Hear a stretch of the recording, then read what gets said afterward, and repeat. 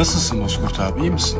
Berbatla mükemmel arasında gidip geliyorum Volkan. Sizin bana ihtiyacınız yok. Now TV'de yayınlanan Medyapım imzalı Yeraltı dizisine Burak Çelik katılmıştı. Başarılı oyuncu Burak Çelik dizinin bu hafta yayınlanacak yeni bölümün itibarıyla Volkan karakteriyle hikayeye katılıyor. Yeraltı dünyasında dengeleri değiştirecek bir karakter olarak izleyici karşısına çıkacak olan Volkan, dizinin hikayesine yeni bir gerilim ve güç mücadelesi katacak.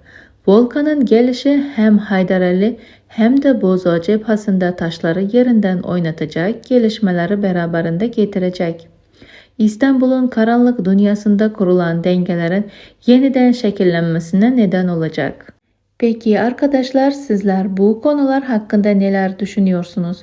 Düşüncelerinizi bizimle paylaşmayı ve kanalımıza abone olmayı, bildirimler tuşunu da açmayı unutmayın.